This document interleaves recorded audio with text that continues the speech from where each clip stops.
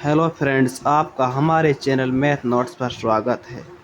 आज हम MSc mathematics का third paper differential equation and special function की फर्स्ट यूनिट के बारे में पढ़ेंगे।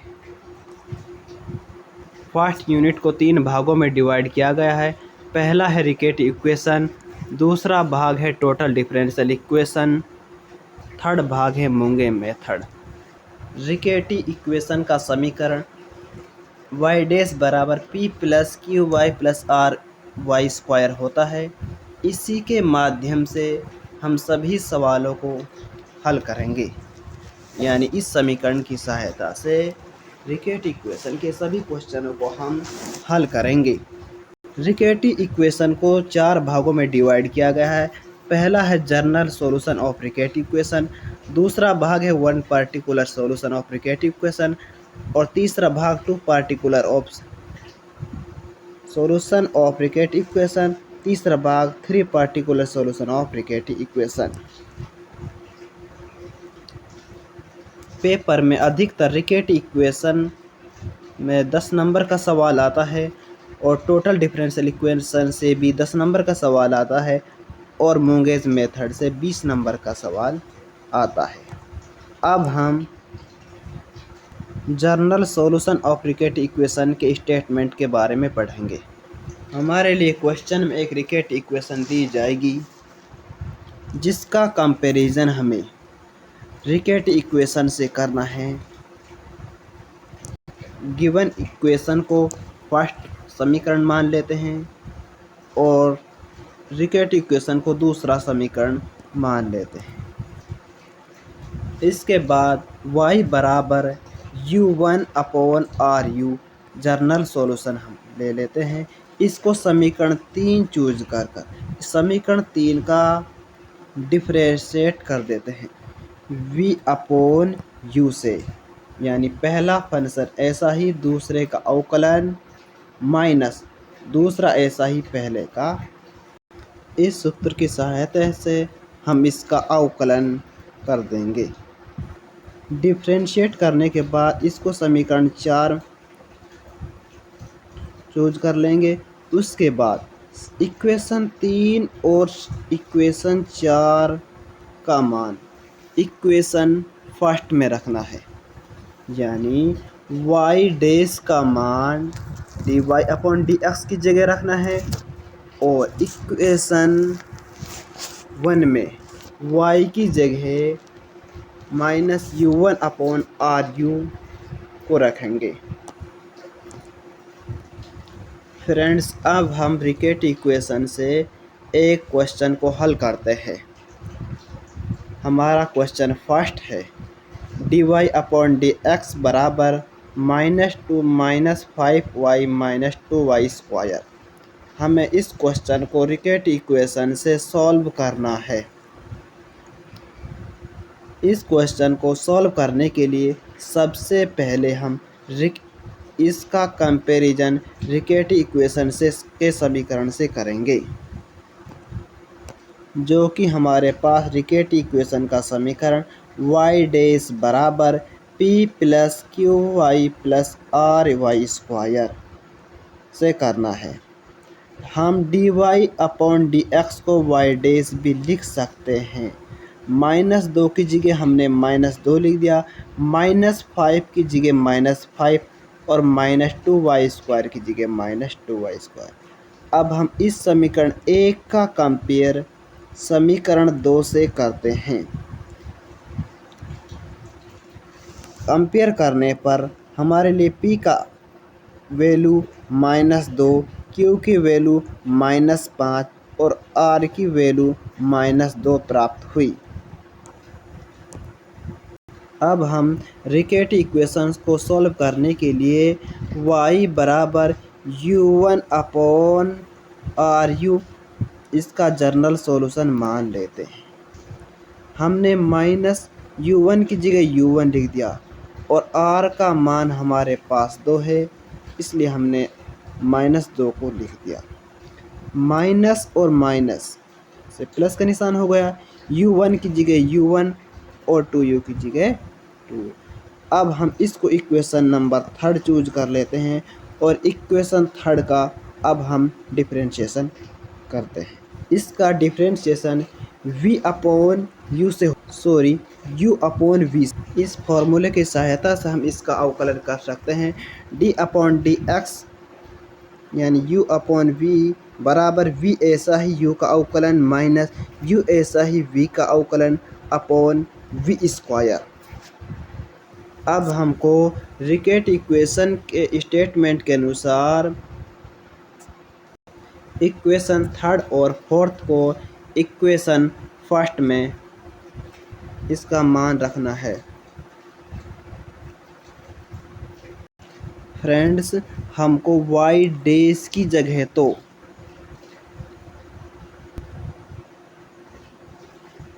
2u माइनस 2u1 का स्क्वायर अपॉन 4u स्क्वायर और y की जगह y बराबर u1 अपॉन 2u रखना है। जैसा कि हम जानते हैं हमारे लिए रिकेट इक्वेशन दी गई है।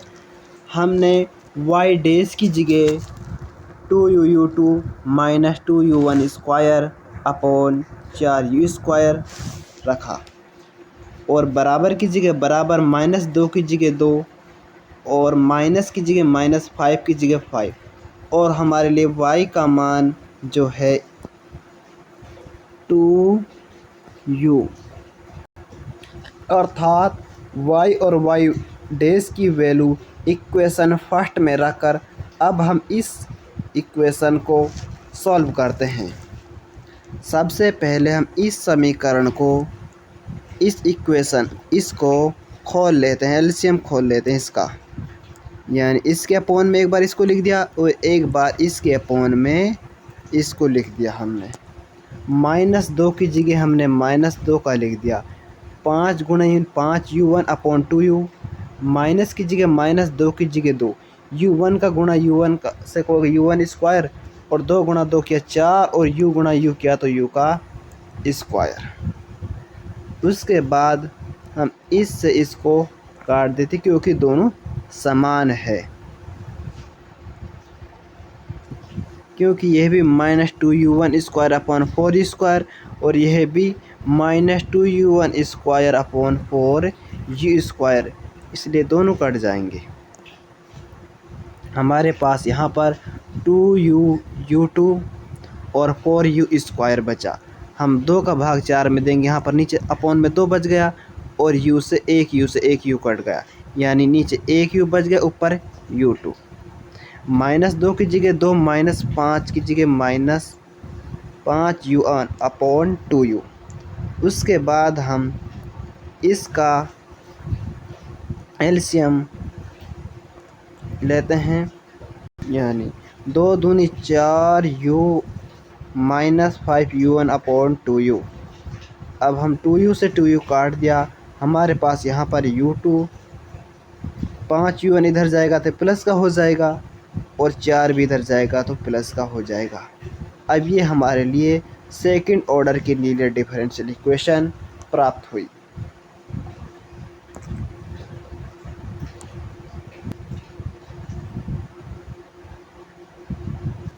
u2 का मतलब इसका 2 बार अवकलन है। हम इसको डी स्क्वायर लिख सकते हैं, प्लस की जगह +5। u1 का मतलब एक बार अवकलन, इसको d लिख सकते हैं +4। अब इसकी सहायक समीकरण के अनुसार m² + 5m + 4 बराबर 0। अब हम इसका गुणनखंड कर देते हैं, फैक्टर, यानी इसका जो फैक्टर आया हमारे लिए 5 + 1 और m + 4। फैक्टर को खोलने पर हमारा m का मान -1 और -4 प्राप्त हुआ। अब हम इससे इसकी CF निकाल सकते हैं। C1 बराबर e⁻⁻x + C2 बराबर C2 e⁻⁻4x।